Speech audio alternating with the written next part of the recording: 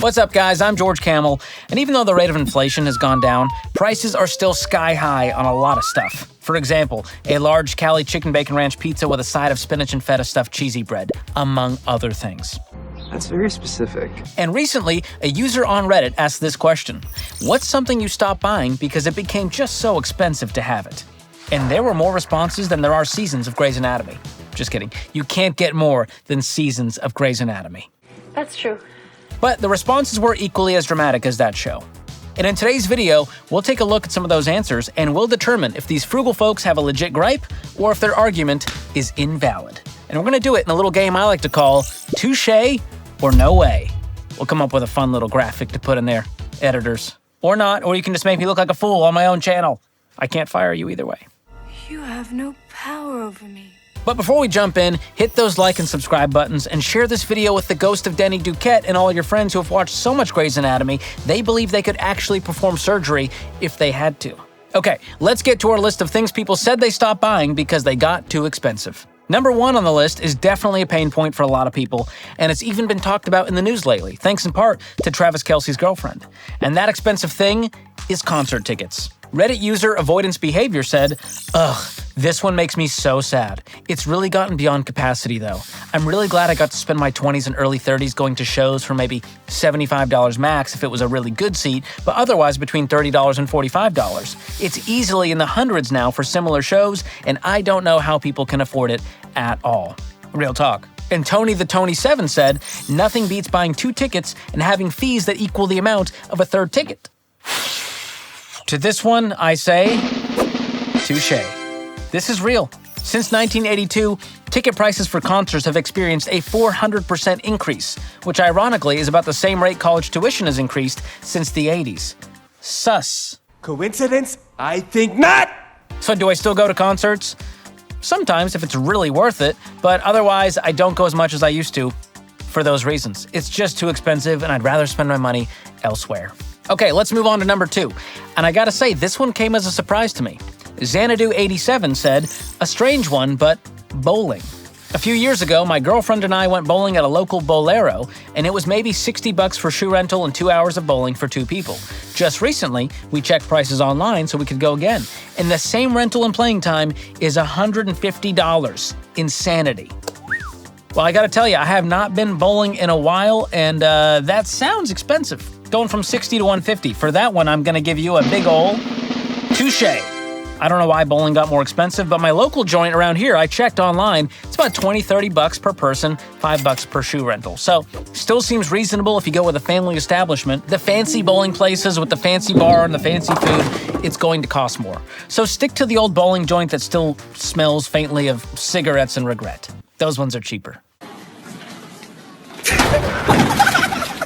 Number 3 on the list is something a lot of us have enjoyed for a while at a decent price, but decent prices don't always stick around. And I'm talking about streaming services, specifically Amazon Prime and Netflix. User Cryptkeeper said, "Ads being added to Amazon Prime and Netflix was a breaking point for me." And I gotta agree on this one, the prices have gotten out of control, and for that I give it a big ol' touche. According to Forbes, Americans pay an average of $46 a month for streaming services alone. And 45% have canceled a streaming subscription within the last year because costs were too high. Get this, 10 years ago, Netflix was $8. Today, the same standard Netflix is $16, which means it's doubled in price in a decade. And when you add in all the other streaming services we now feel like we need with YouTube TV and Hulu and Apple TV Plus, all of these tend to add up quickly. And for that, I say, I'm sorry, but there's only so much television you can watch. Stick to one subscription at a time. Thank me later. Okay, number 4 on the list has some people pretty riled up, and it sounds like they've had some bad experiences with this company. And that company is Airbnb. Rainbows and Coffee 966 said, "With all the added fees, especially cleaning fees, it's cheaper to stay in a hotel. I'm not paying a $300 cleaning fee when I'm the one cleaning." I feel like I could have written this comment, and for that I give this one another touche. Airbnbs are insanely expensive, and truthfully, unless I'm going with a big group of friends on a really fun friends trip, I'd rather get a hotel than a group Airbnb. It's just more comfortable. Someone else is cleaning my sheets. I don't have to take out the trash and start the laundry and mow their lawn before I leave. I just want to live my life. I'm on vacation. I'm already paying $300 for a cleaning fee, and guess who's the cleaner? Me! Number 5. This one's a little bit comical, but I can see why it made the list. Beef jerky. Spring Tour 77 said, I feel like jerky is one of the worst values in the supermarket. Big pouch, barely half filled, and it's $10. In the South, we call that big hat, no cattle. Or in this case, big pouch, no beef. So this one I'm gonna give a no way. Here's why. I've always felt that beef jerky was overpriced. It's always felt like a luxury.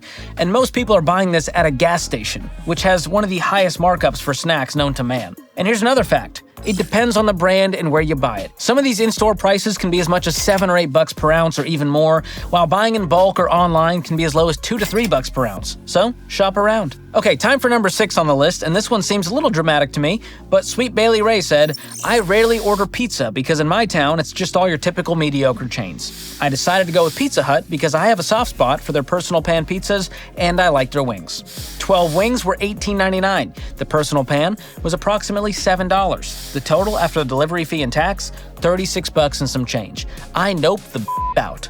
I checked at Papa John's and it was the same thing. When did pizza get to be such a scam? First of all, Bailey, this is a family show, and I don't appreciate you cussing on it even though I'm the one who read the comment. And you know what, Bailey, for this one, I'm gonna give you a big fat no way. I just don't think pizza's that crazy. And here's the other thing, you got delivery. So you're paying a delivery fee, probably of $3, $4, $5, $6, and tip on top of that, which always tip your delivery people. They're working hard for the money. And wings tend to be overpriced from pizza joints. So while I agree that menu price pizza can be a scam, I always find deals and coupons and promo codes for local pizza chains. And I love Marco's around here. I get their pizza. I use a promo code TW30. I get 30% off, and I'm not ordering wings there. Stick to the pizza. That's your best bang for the buck. So here's your new motto. Never pay full price for pizza. And also, just pick it up yourself if you're really concerned about price and skip the delivery fees and the tip. And speaking of doing things yourself, there are some things I don't recommend DIY style, like protecting your privacy online. And for that, I recommend Delete Me, a sponsor of today's video.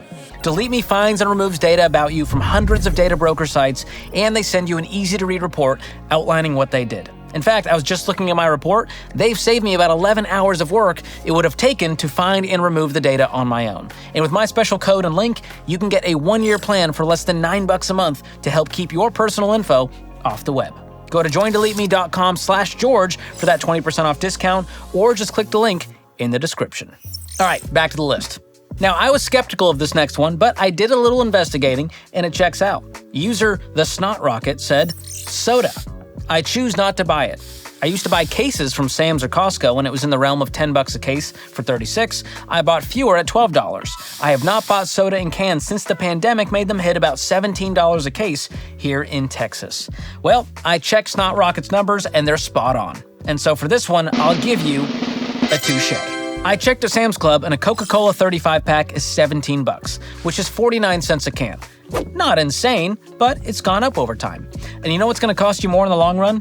Drinking gallons of soda every single day. So, do what I do. Switch to crispy water. You can switch to LaCroix and save 12 cents a can and maybe even add some years to your life. Life hack. Moving on to number 8. This one kind of makes me want to throw up a little bit, partly because it's ridiculous and partly because of the smell when I think about it. And what I'm talking about is cheese. Enchanted Ella Echo said, I used to adore exploring the cheese aisle, trying out unique flavors and textures. Thanks for that info, Ella. I don't know why you're just going around squeezing cheese. And for this one, I'm going to give you no way. I think cheese was always expensive. You know how hard it is to make cheese? You gotta wait for it to get moldy and stuff. And so what I do if I want a good high-quality cheese is either buy it at Costco in bulk if I'm having a party, or just go to Aldi. It's a good alternative, and they've got a large selection of cheeses. And actually, according to this cheese chart, cheese prices reached an all-time high in July of 2020 and are now back to a more palatable price. So that's why I'm giving you a no way. And hey, if you're on a budget, stick with the classic little Baby Bells like you had back in the day.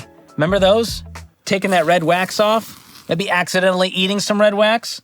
Maybe it wasn't an accident. Maybe we just liked eating the wax. Just me? That's disturbing.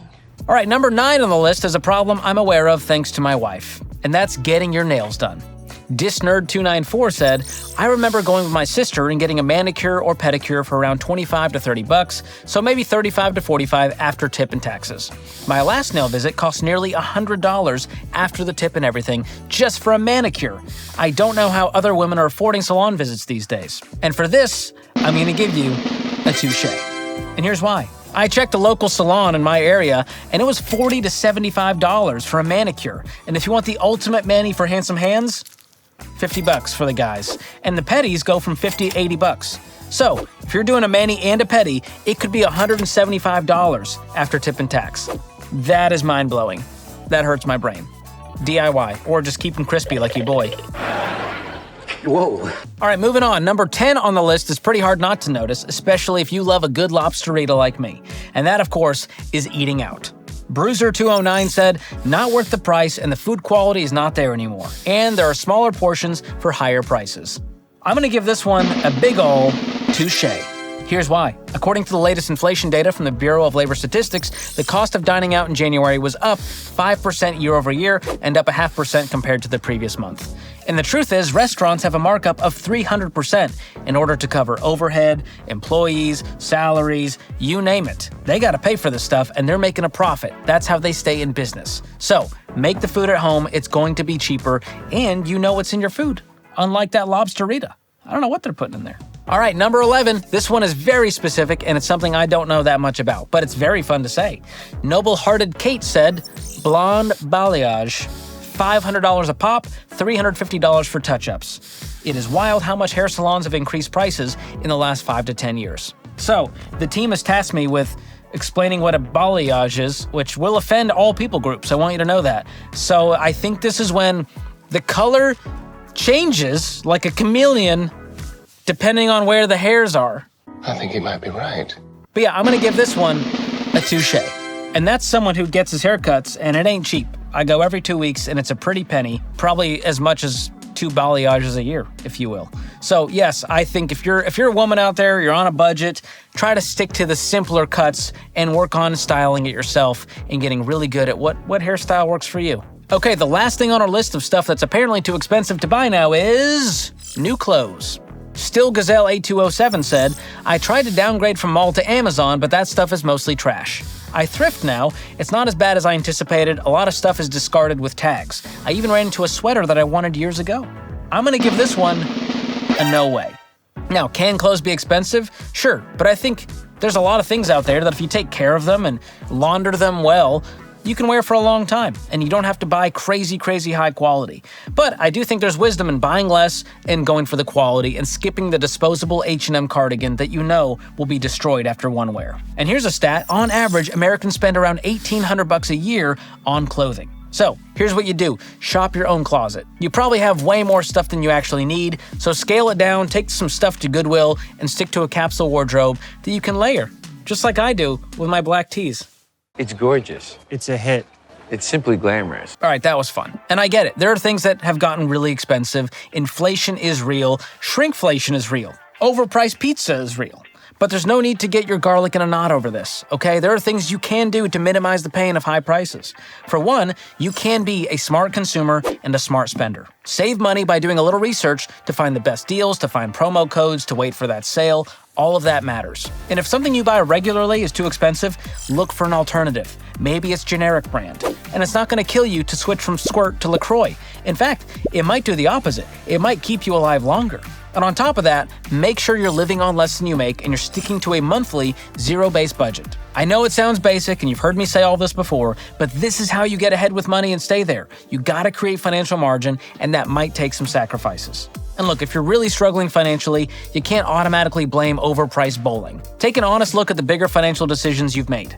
You got a car payment, you got the student loan payment, because all of those payments drain your bank account way faster than the cost of beef jerky. So if you actually want to feel like you have financial margin to afford the things you want, get debt out of your life ASAP so you can start giving, saving, and spending money on whatever kind of cheesy garlic bread, cinnamon twist, jalapeno knots your little heart desires. And let me know in the comments if there's something you've cut out of your budget because it's gotten too expensive. And bonus points if you share a cheaper alternative. Don't gatekeep. And if you're trying to be the frugalist of the frugs, check out this video to see what people are doing instead of buying paper towels. Thanks for watching. We'll see you next time.